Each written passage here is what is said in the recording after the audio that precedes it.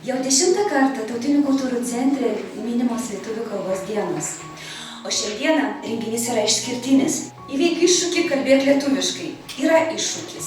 Reikia pripažinti, kad mes visi turim iššūkį, kitakalbiai turi iššūkį kalbėti lietuviškai.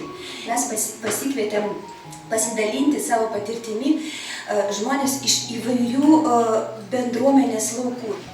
Labai malonu čia matyti tokį didelį gausų būrį nuostabių besišypsančių veidų ir labai džiaugiuosi, kad šiandien atvykau ne viena.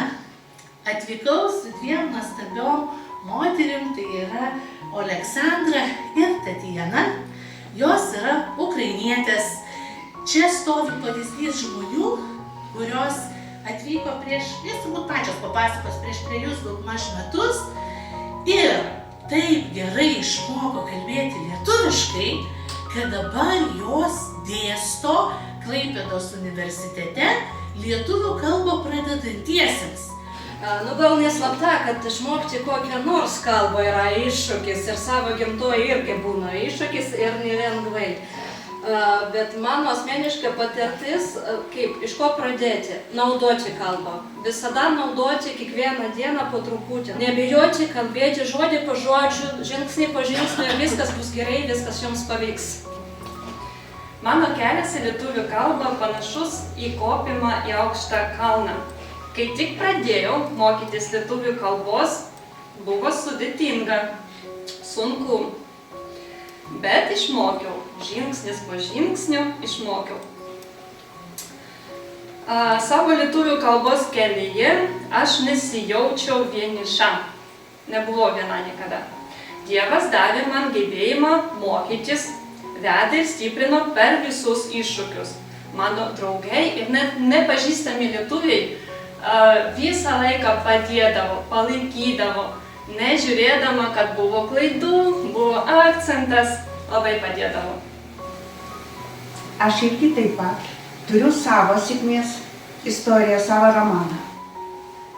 Aš žinau savo tikslą, žinau, kad turiu galimybę, turiu norą išmokti gyventi Lietuvoje. Tai viską pabiškį. Išsipildo. Aš kalbu lietuviškai. Aš turiu šeimą. Aš atvykau iš Ukrainos. Dabar gyvenu Klaipėdoje truputį daugiau negu 2,5 metų. Aš atvykau su savo nedidelė šeima, su savo vyru ir savo sūnų. Aš labai norėjau laisvai kalbėti lietuviškai. Todėl labai daug laiko skyriau ir dabar skiriu lietuvių kalbai. Labai norėjau taisyklingai rašyti, kalbėti lietuviškai. Aš esu Ženė Blatovska, esu iš Baltarusijos ir apie ką mes kalbėsim šiandien, tai truputį apie mane. Ar tai sunku kalbėti arba ne ir išmokti lietuvių kalbą? Man svarbu galėti suprasti ir atsakyti čia Lietuvoje, visur, mokyklose, poliklinikose, parduotuvėse, laukia visur.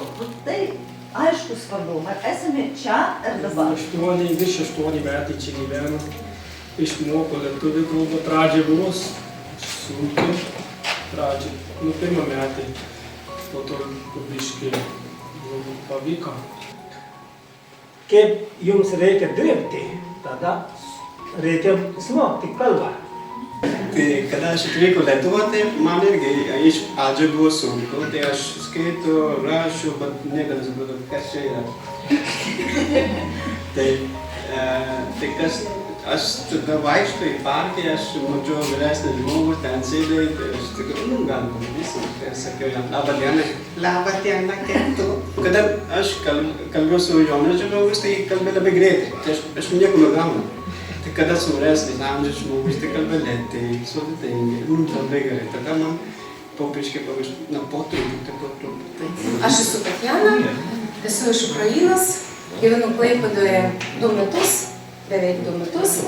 Aš esu pagal profesiją vaistininkė, Dabar dirbu vaistinė, Kamelija vaistinė. Kaip vaistininkė dirbu jau 2 metus. Kodėl mums svarbu mokytis lietuvių kalbą?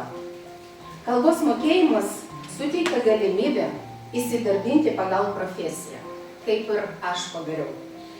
Ir visapusiškai bendrauti visuomenėje. Lietuvių kalbą labai svarbu žinoti, todėl kad mes gyvenam dabar čia. Aš pradėjau mokyti lietuvių kalbą prieš 2 metai. Buvo sunku, todėl kad aš pradėjau mokyti gramatiką.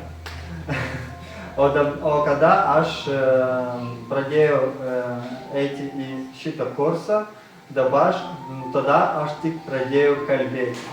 Ir man buvo labai svarbi išmokti lietuvių kalbą, todėl kad norėjau parodyti pavyzdį ir vaikams, kaip kalbėti lietuviškai, kaip galima integruoti. Ir dabar gausi, kad mano dukra man parodė mano klaidus. Labai dėkoju visiems už šį renginį, visiems dalyviams, nes be jūsų šio renginio ir nebūtų. Žiūrovai mūsų labai dėkingi už jūsų dalyvavimą, už jūsų pasisakymus ir tai yra labai svarbu. Ačiū visiems ir iki kitų kartų.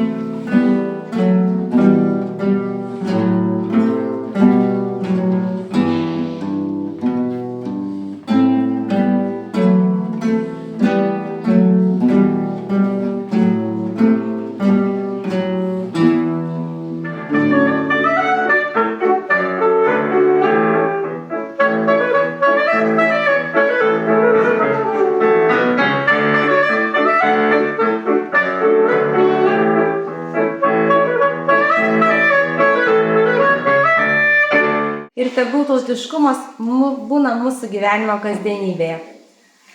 Kurkime Lietuvą tokią, kad padėjo būtų smagu gyventi.